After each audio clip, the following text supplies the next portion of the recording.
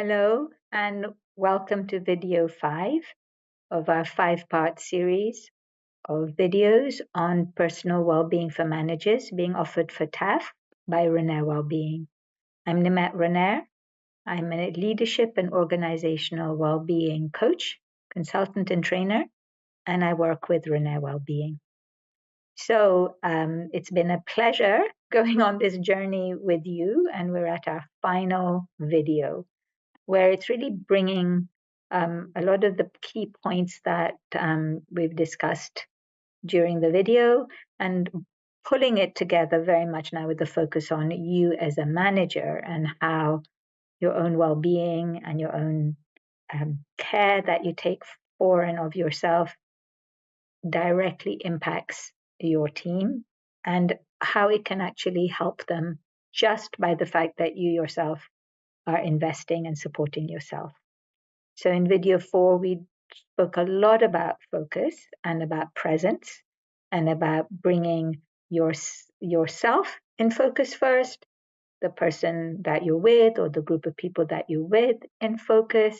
We spoke about elevated emotions, that we can actually feel good for no reason except that we know how to use our imagination and we know how to actually also influence our inner world. We can be agents of our own feelings over time or know how to respond to those feelings that come up in ways that feel sometimes out of our awareness. Yeah? Okay. So I want to show you the activity that we did during the webinar with your colleagues. And it's a very useful activity to just reflect on in both ways. One is realizing what you need in order to feel supported, but also the impact sometimes we can have on people and how well they feel supported or not. And I'm making an assumption here that management and leadership at its heart is actually about supporting people in our team to do well, right? So nothing that I know of has ever been developed or created without the involvement of other people. And if they're working at their peak and they're well too, you're going to get a better outcome, and it's going to feel good anyway when that happens. So the question I asked your colleagues to think about as they got into small breakout rooms was about times where they may have shared something that was important to them personally with another person, that was important to them personally with another person, and to really explore what are the kind of responses that people gave them that they found either helpful or unhelpful. So, if you'd like to do that, you can pause the video and just jot down things that you find helpful and unhelpful. If you're with a colleague and you want to do it with them, that would be a useful thing to do. But what I'd like to do is to give you a gist of the kind of things people say over and over again. And I have done this activity even with 11-year-olds. I've asked this question in many different cultural settings in different parts of the world. And it's uncannily similar, the kind of things we seem to find helpful and unhelpful as human beings. So you won't be surprised that all the things that are positive are very much the kind of things we've been saying through this video. But people feel helped and supported when they feel somebody is listening. And when I ask the question, what does listening mean or look like? They say, first of all, that they're paying attention. So that means that they're still, guess what? Focused on them with the camera lens, metaphorically, of course. If you missed video 4, I'm talking about bringing people in focus with your attention.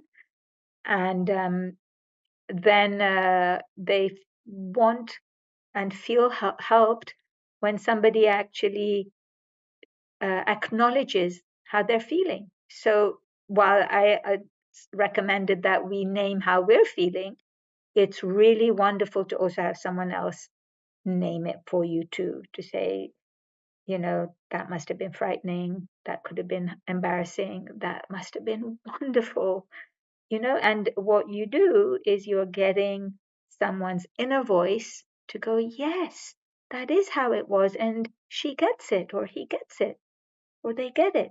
So you can, so that was in common. People said that they like to feel that their experience is valid, right? And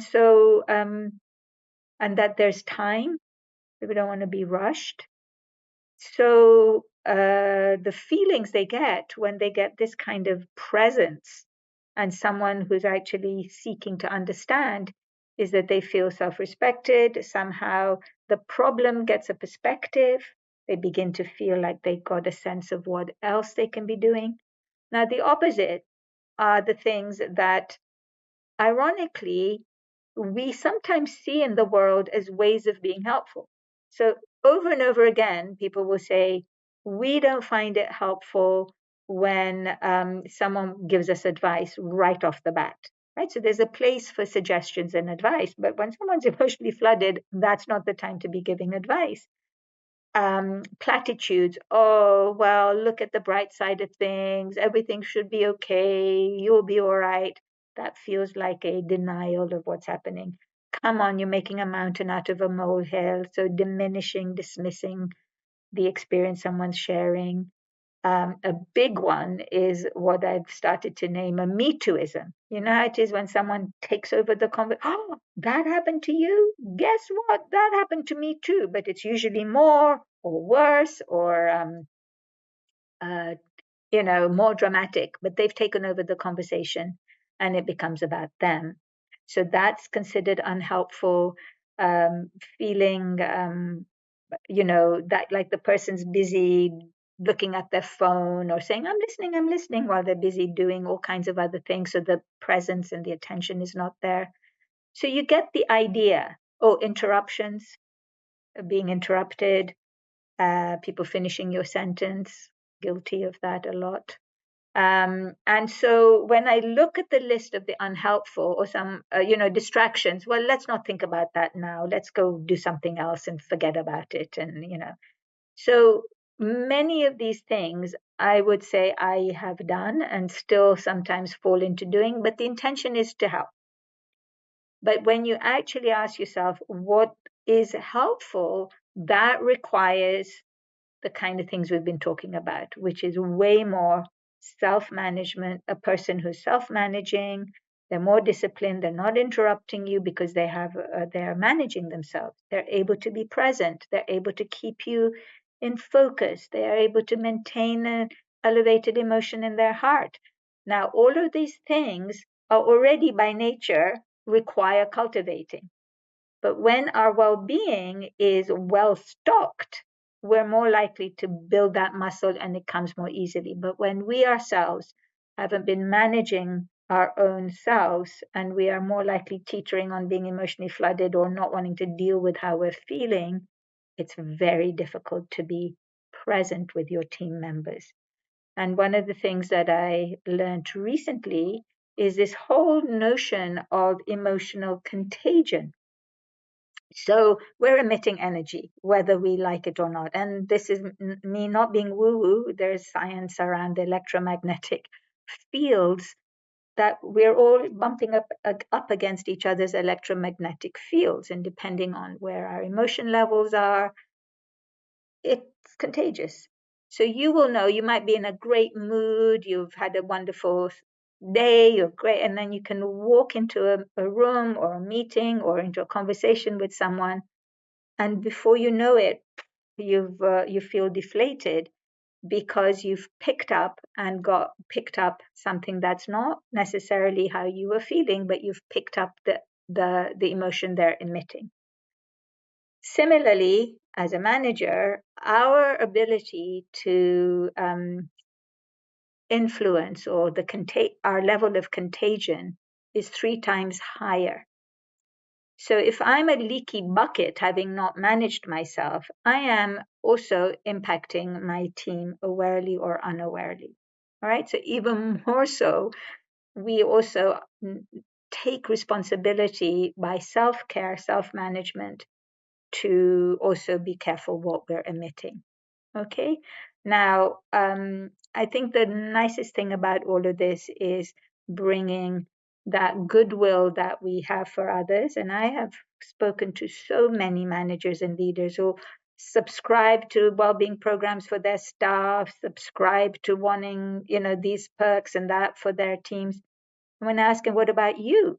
It's almost like they forgot to include themselves in this very important thing, that's vital, um, for support around that. So, from a place where, well, that's a nice to have, what we're saying is it's absolutely vital.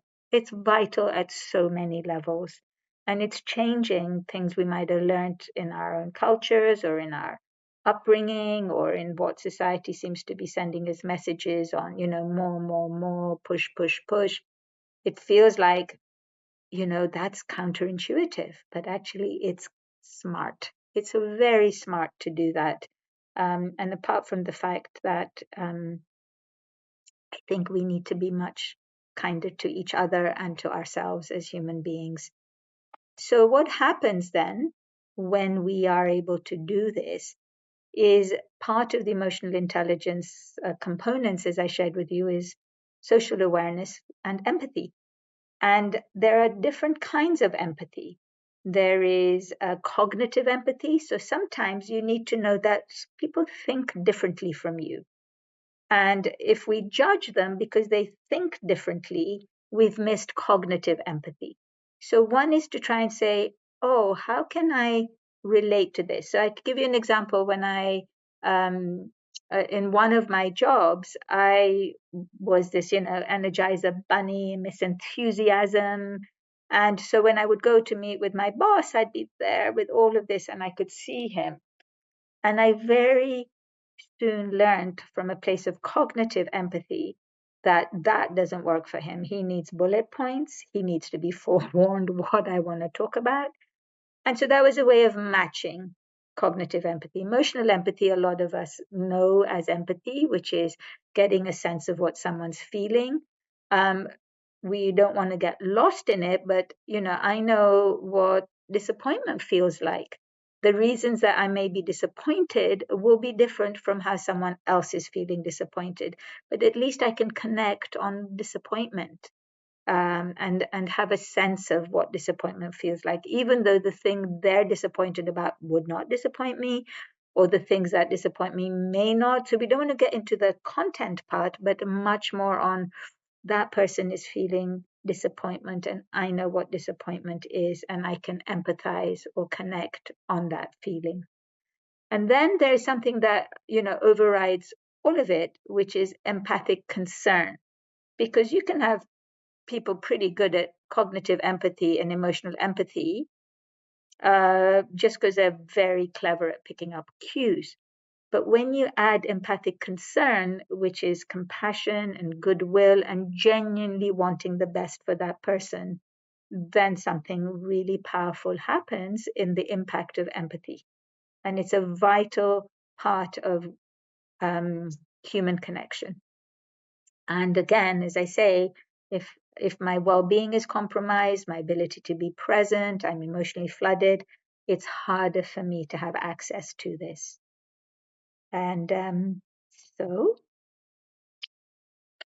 if as managers we can foster human connection, imagine everybody getting lifted. And it's when two or more people interact with each other so they feel valued, seen, and heard. And that was so much what comes out of that activity of helpful, unhelpful. That essentially, when people respond in the ways that we're talking about right now, people feel valued, they feel seen, they feel heard, they release their creativity, they're able to be more positive, and basically the body responds, our well-being responds. Our bodies are in a more relaxed state more often, so we can get on with the repairing and the renewing, and at least even our digestion is helped. So these are all very important points in my opinion. So this has been a whistle-stop tour of the 2-hour webinar that we had, and maybe I've focused a little more on some things and less on the other than we did, but I hope that you've at least got a taster of some of the key elements that we support organizations around in Renair Wellbeing on thinking about well-being from a perspective of managing change in our lives, but also having agency. How do you know that you have choice and you can start learning? It's not necessarily easy, but we can build these new inner muscles of uh, knowing what's happening to us, and therefore knowing that we have tools and ways of beginning to shape how it feels on the inside and therefore affects how it feels on the outside. So I wish you all well, and I want to end with a wonderful quote by Viktor Frankl. And he said, between stimulus and response, there is a space. And in that space is our power to choose our response. And in our response lies our growth and our freedom. And so when we're well and we're present, we can notice that space and choose the best response. At least that's a journey that I am on, to notice that space more often. And it's a wonderful state to imagine we can be in for our well-being. Thank you very much for giving us the opportunity to share these videos with you. Thank you very much.